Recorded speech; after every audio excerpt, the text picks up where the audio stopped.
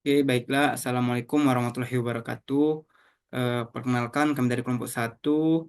Eh, saya Andika Rian Saputra dan dua rekan saya yaitu Pupa Piona dan Tirza Sandi Rustiasti.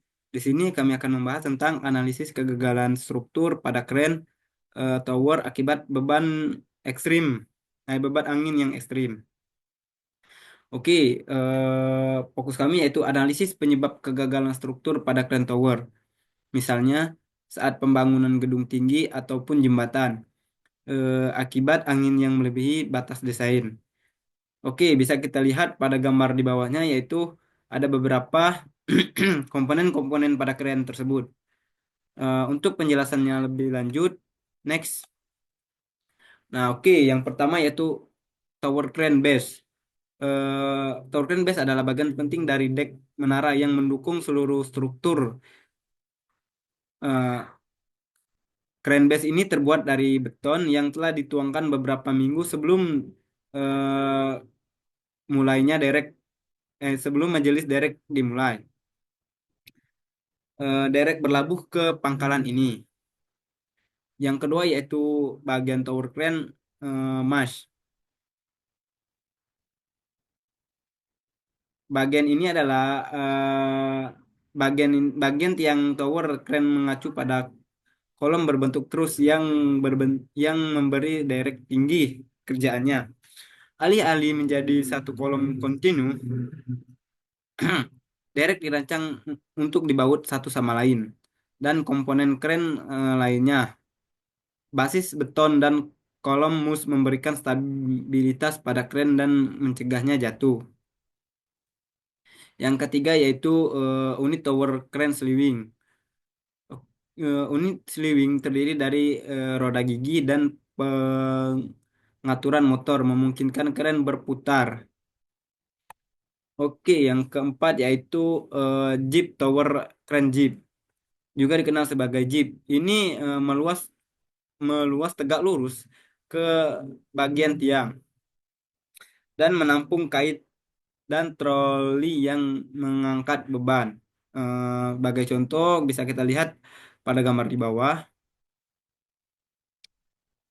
Eh, yang kelima yaitu tower crane men- Mat- Machinery jeep, juga dikenal sebagai counter jeep, menampung penyimbang dan kontrol penyiimbangan derek.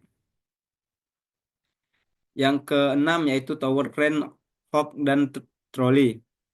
Kait adalah komponen bantalan beban utama yang mengangkut beban. Ini melakukan pada troli yang memungkinkan kait untuk meningkatkan dan menurunkan serta bergerak ke arah dan menjauh dari tiang. Ini dilakukan dengan bantuan kabel dan kontrol yang melekat pada troli. Yang ketujuh yaitu kabin operator tower crane.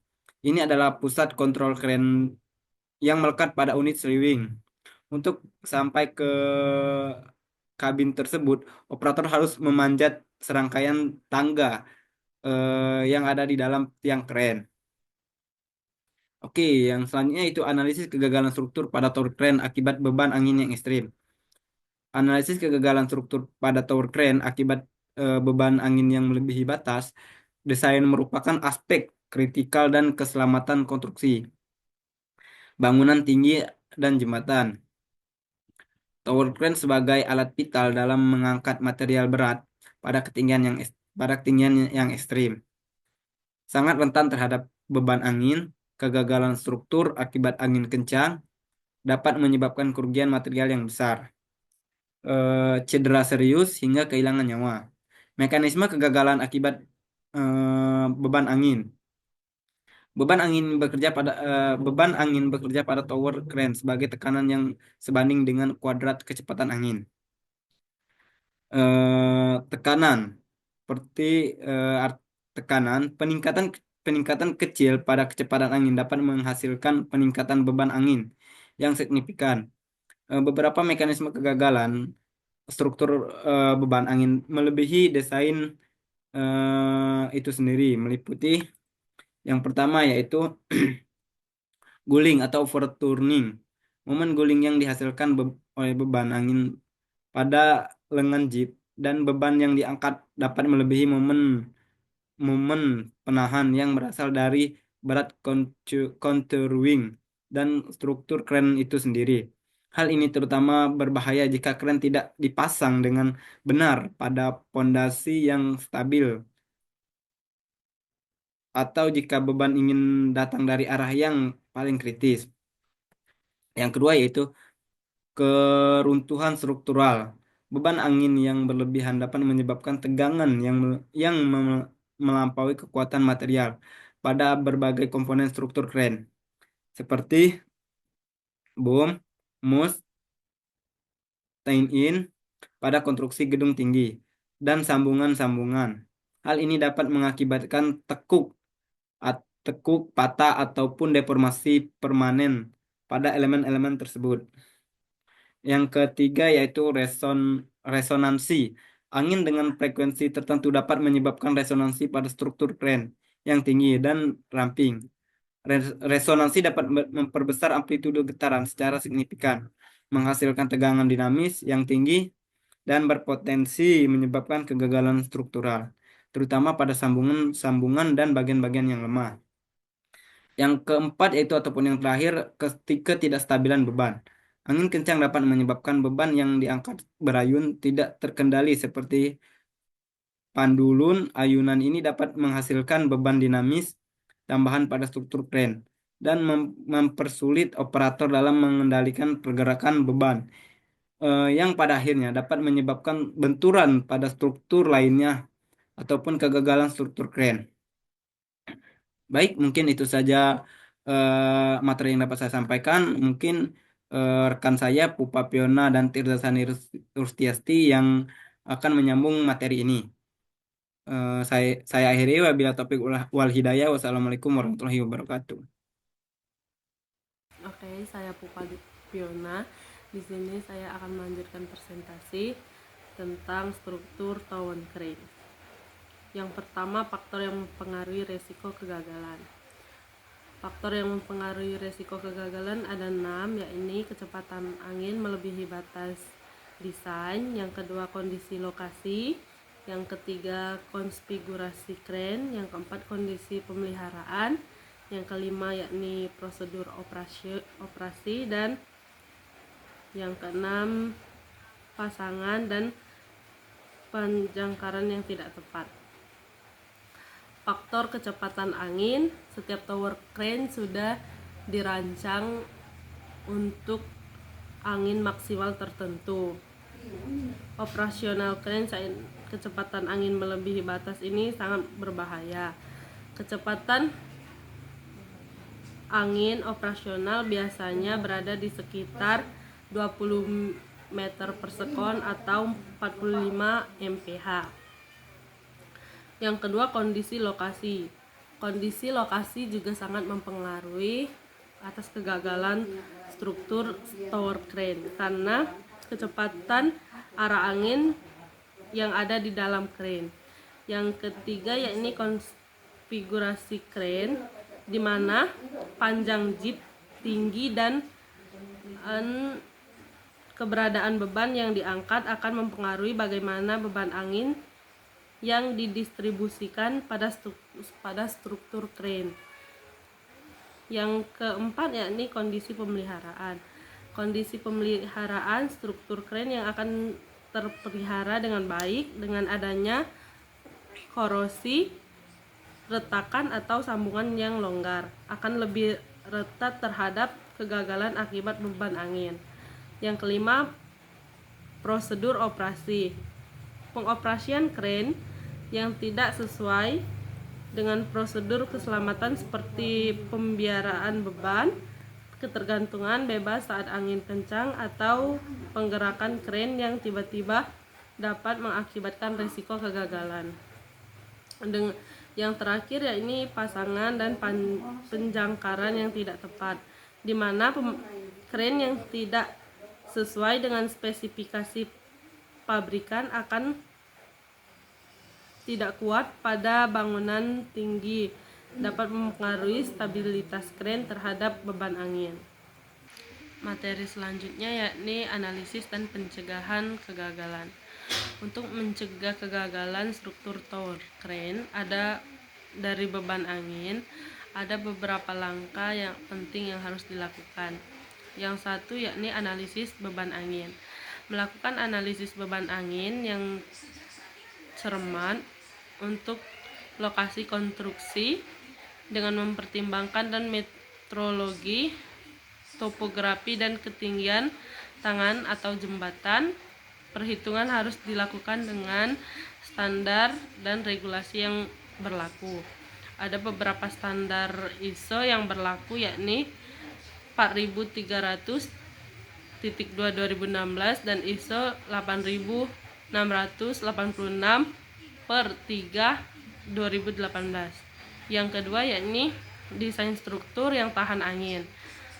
Memastikan bahwa desain tower crane memiliki faktor keamanan yang memadai untuk menahan beban angin maksimal yang diperkirakan. Ini termasuk pemeliharaan material yang tepat, perhitungan kekuatan struktur yang akurat, dan desain sambungan yang kuat. Yang ketiga yakni penggunaan anemometer. Memasang anemometer pada tower crane untuk memantau kecepatan angin secara real time. Operator harus memiliki produser yang jelas mengenai kapan pengoperasian crane harus diberhentikan berdasarkan batas kecepatan angin yang ditetapkan. Yang keempat, produser operasi yang aman. Menggabungkan dan menerapkan produser operasi yang aman saat kondisi berangin, termasuk memenuhi beban dan memposisikan jeep agar searah dengan angin. Yang kelima, inspeksi dan pemeliharaan rutin. Melakukan inspeksi dan pemeliharaan rutin pada seluruh struktur crane termasuk sambungan baut dan elemen struktur lainnya. Yang keenam, pemasangan dan penjangkaran yang benar. Memastikan bahwa crane dipasang dengan benar di atas fondasi yang kuat dan rata. Pada konstruksi gedung tinggi, sistem penjangkaran harus dipasang sesuai dengan desain dan diperiksa secara berkala. Yang ketujuh, pemeliharaan operator. Memberikan pelatihan yang konspiratif pada operator crane dan mengenai resiko, beban angin, produser operasi yang aman dan kondisi berangin, dan tindakan darurat yang harus diambil jika kecepatan angin melebihi batas aman atau batas maksimum. Yang ke-8, penggunaan teknologi yang untuk memprediksi efek angin pada struktur crane dengan lebih akurat dan mengoptimalkan desain, yakni teknologi Computation Fluid Dynamics atau CFD. Terima kasih, itu saja yang saya sampaikan. Selanjutnya akan disambung oleh teman saya berikutnya. Hai, halo. Nama aku Tilda Sandi Urtiasti. Aku ingin melanjutkan penjelasan materi yang telah dibahas oleh kedua temanku sebelumnya, yaitu oleh Andika Lian Saputra dan juga oleh Popiona. Dengan studi kasus, yaitu analisis struktur kegagalan pada tower crane yang diakibatkan oleh angin kencang.